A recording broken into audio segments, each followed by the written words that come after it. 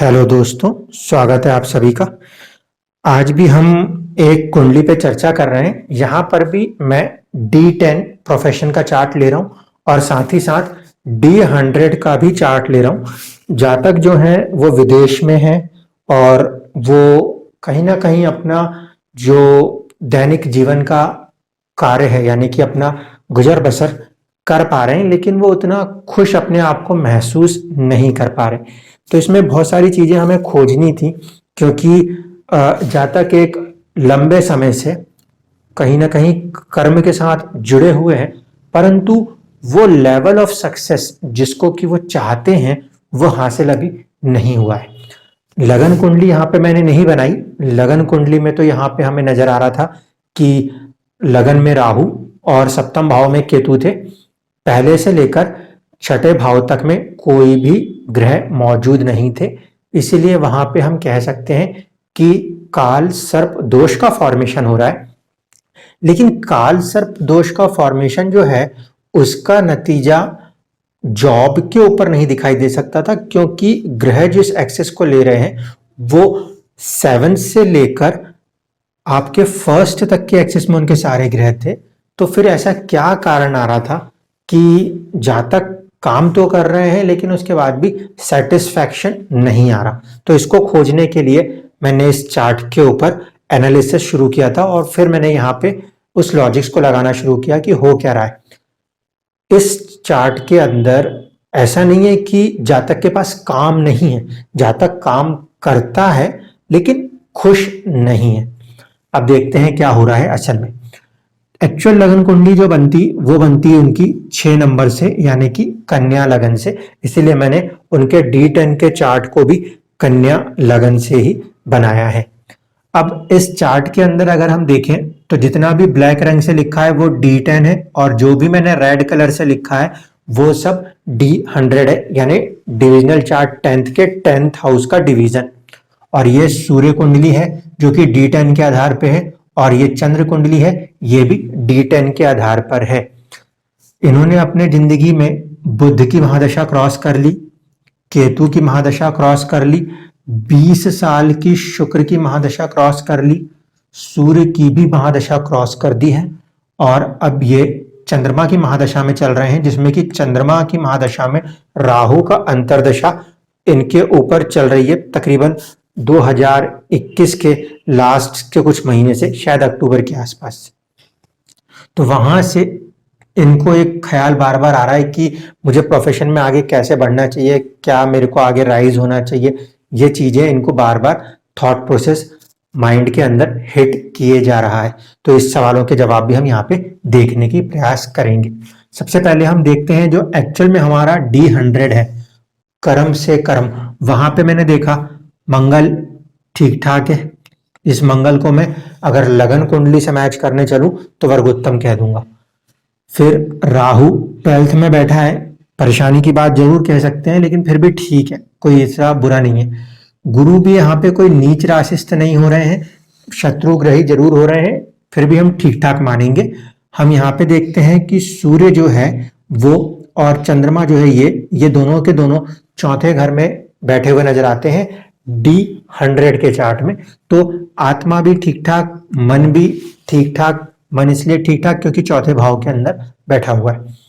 शुक्र जो है वो भी कोई नीच नहीं है, कोई प्रॉब्लम नहीं। केतु कोई दिक्कत नहीं। हाँ, बुध जो है वो नीच राशिस्थ हो रहे हैं। बुध का नीच राशिस्थ तो होना और वो भी 7th हाउस के अंदर होके होना इनको व्यापार में घाटे का एक कारण बना था। भारत में रह के इन्होंने एक बार बिजनेस को ट्राई करना चाहा था, लेकिन ये जो बुध यहाँ व्यापार वाले भाव में बैठा तो यहाँ पे कहीं ना कहीं एक लॉस आ गया था। अब वो वाली चीज भी कहीं ना कहीं मन में बैठी हुई है कि मैंने पैसे लगाए और उसके बाद पैसे डूब गए, इसीलिए अब जल्दी कोई भी बिजनेस के लिए वो तैयार भी नहीं हो रहे। दूसरी चीज कि शनि जो है वो कहीं ना कहीं हमें 10th हाउस से कनेक्ट होकर दिख रहा है, इसीलिए जिंदगी में कर्म को लेकर अप एंड डाउन होना ये किस्मत से तय था। इतनी चीजें तो हमें D100 ने बता दी। D100 इस बात को बता रहा है कि हाँ, बुध को छोड़ दें, यानी कि एक्चुअल लगन कुंडली में स्टेटस का जो लॉर्ड हो रहा है वो कहीं ना कहीं नीच हो रहा है आपके D100 में भी और साथ साथ आपके D10 में भी। इसलिए जहां तक वो स्टेटस नहीं हासिल कर पा रहा जिसे वो हासिल करना चाहता है। ये काम तो D100 ने करके दे दिया।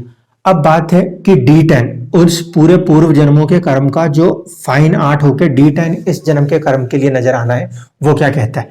यहाँ पे बहुत ज्यादा पेच फंस गया। यहाँ पे देखिए दशा शुरू हुई इनकी, मान लीजिए बुध से, तो बुध में तो ठीक है बचपन में निकल जाएगी वो दशा, वहां पे कर्म को लेके बहुत ज्यादा हम कुछ नहीं कह सकते। इसके बाद आएगा केतु का पीरियड। केतु का पीरियड भी मान के चलते हैं उसकी दशा बहुत बड़ी नहीं होती, तो बुध और केतु की ये दशाएं ऑलमोस्ट अपने एजुकेशन टाइम में निकल जाएंगी।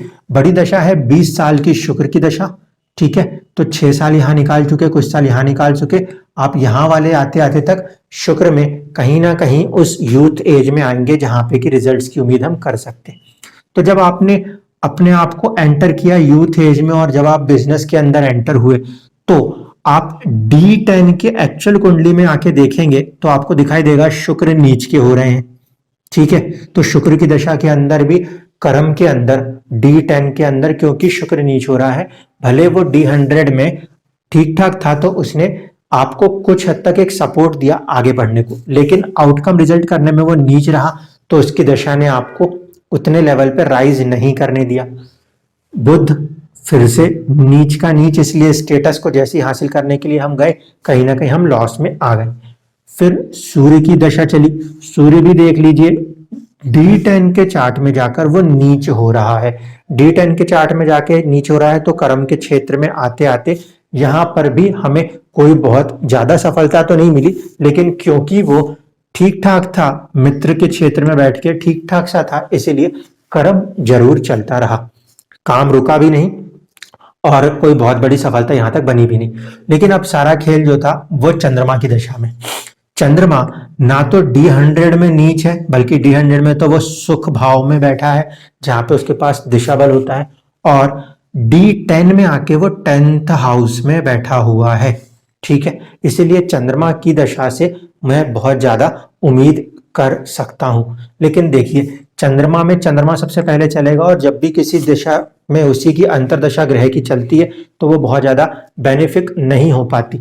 तो यहाँ पे चंद्रमा की महादशा में चंद्रमा की अंतरदशा चली, ठीक ठाक सी चली, उसको हम बहुत ज्यादा हाइक वाला पीरियड नहीं मानते। चंद्रमा में जो राहु चल रहा है, तो चंद्रमा में राहु के अंदर भी अभी राहु में राहु चल रहे हो, इसलिए थोड़ा सा परेशान हो रहे हैं। हम परेशान क्यों हो रहे हैं, अब मैं यहां से खोज के बता सकता हूं। हम परेशान इसलिए हो रहे हैं कि मन तो ठीक है यहां पर, लेकिन राहु अपने आप को 12th हाउस से लिंक करके चल रहा है, जो कि मानसिक परेशानी का कारण होता है। इसलिए कर्म को लेके हम कहीं ना कहीं मानसिक तौर पे परेशान हो रहे हैं कि अब आगे हम कैसे बढ़ना चाहते हैं और क्या हम करना चाहते हैं। लेकिन यहां पे ध्यान से देखेंगे तो चंद्रमा 11th हाउस का लॉर्ड है, ठीक है, और राहु 11th हाउस में बैठा है जो कि गेन देने में सक्षम है। यानी कि जो चंद्रमा की महादशा में राहु की दशा चल रही है अंतरदशा, वो आपको आपके प्रोफेशन में कोई एक अच्छा गेन देने में सक्षम होगी। एक बात ध्यान रखिएगा, क्योंकि 3 नंबर की राशि जो है उसका स्वामी बुध नीच का है, तो उस लेवल पे हम रिजल्ट्स को निकाल नहीं पा रहे। मैं आगे एक आध वीडियो में डिपॉजिटर की थ्योरी आपको समझाऊंगा। अभी आप ये समझ लो, जब कोई ग्रह किसी एक राशि में बैठा है, उसका स्वामी अगर नीच है, तो वह ग्रह चाहकर भी उतना अच्छा रिजल्ट नहीं कर पाता जितना कि वो करना चाहता है। लेकिन फिर भी चंद्रमा क्योंकि D100 में ठीक है और यहां पर भी वो नीच नहीं है, तो आपको कुछ रिजल्ट्स देने में सक्षम है। और इसके बाद राहु क्योंकि लाभ भाव से जुड़ रहा है, भले वो परेशानियां देता रहेगा पूरी दशा भर किसी ना किसी बात को सोचकर, आप यहां से चलते चलते मई 2023 तक ले लीजिए, वो कोई ना कोई थॉट प्रोसेस परेशान करते रहे, इसके बावजूद भी वो आपको लाभ जरूर देगा। अब इसमें आते हैं सूर्य कुंडली और चंद्र कुंडली में फटाफट स्थितियों को समझते हैं। सूर्य कुंडली में देखा तो शुक्र नीच का तो है, लेकिन 12वें भाव में, इसलिए आत्मा के पॉइंट पे वो नीच होकर भी ठीक है, क्योंकि अगर 6, 8, 12 में ग्रह नीच हो रहा है तो फायदा देता है। तो शुक्र का यहाँ नीच होना ठीक है, यहाँ पे बुध का भी 6ठे भाव में होकर नीच का होना कोई परेशानी नहीं है। लेकिन गुरु का नीच हो जाना 4th भाव में और केतु के साथ जुड़ जाना, ये आत्मा को मानसिक तौर पे या मन के तौर पे दुखी रखने का कारण है। तो वो ये वाला चीज है।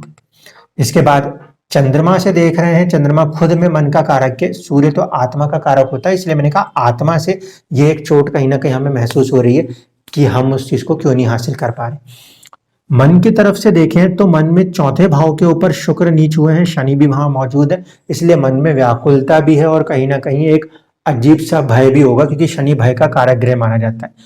सूर्य पंचम में नीच होने के कारण मन जो है वो आगे बढ़ना भी चाहता है, तो आत्मा रुक जा रही है कि अब मैं एक बार कहीं ना कहीं लॉस के कारण इंसान आगे नहीं बढ़ सकता। ये नेचुरल प्रैक्टिकल बात है, आपके साथ क्या मेरे साथ हो तो शायद मैं भी यही करूंगा, इसलिए कहीं ना कहीं ये सूर्य जो है वो भी कुछ हद तक हमें रोक रहा है।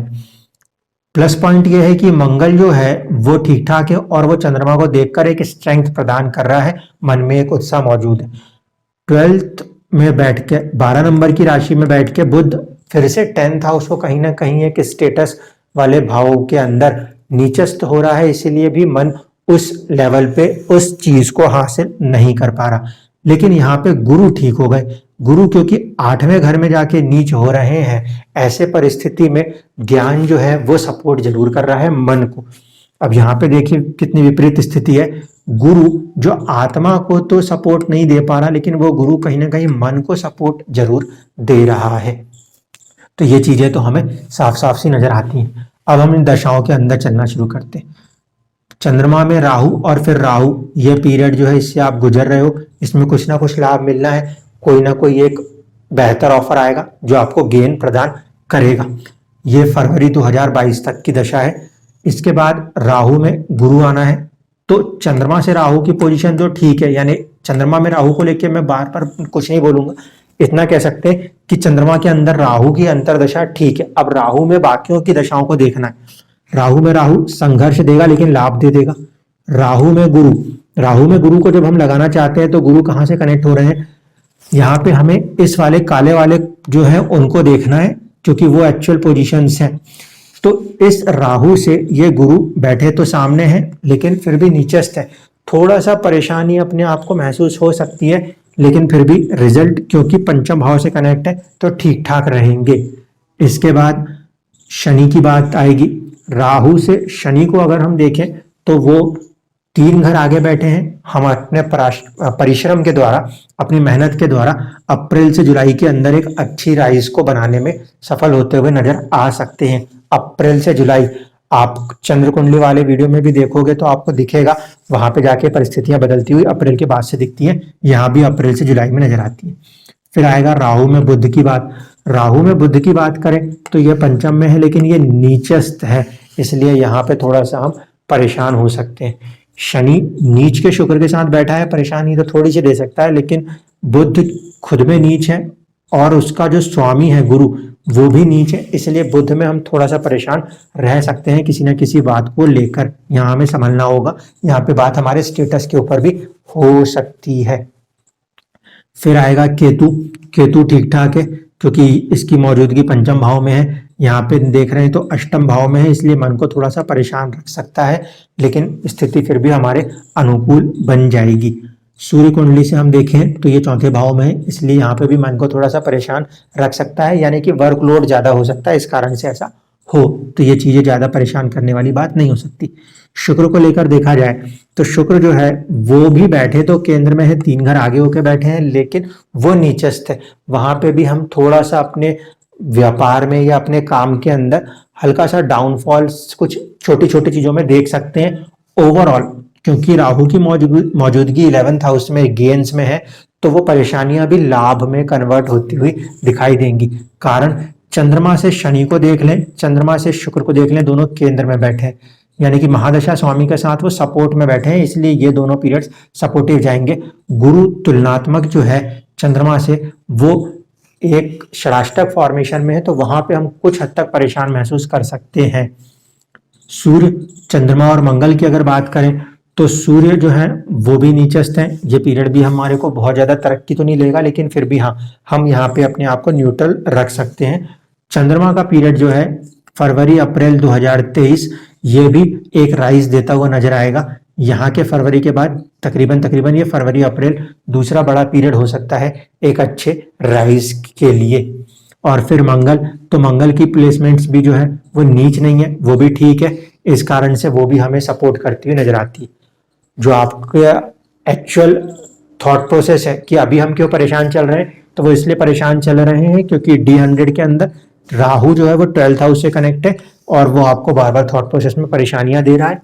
वक्त के अंदर जो मेरा अनुमान था, चंद्रमा की महादशा में राहु की अंतरदशा अच्छे फल देगी।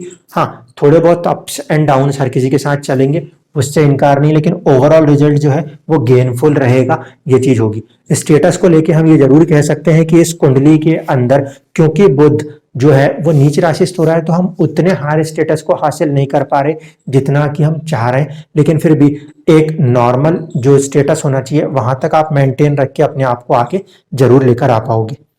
धन्यवाद।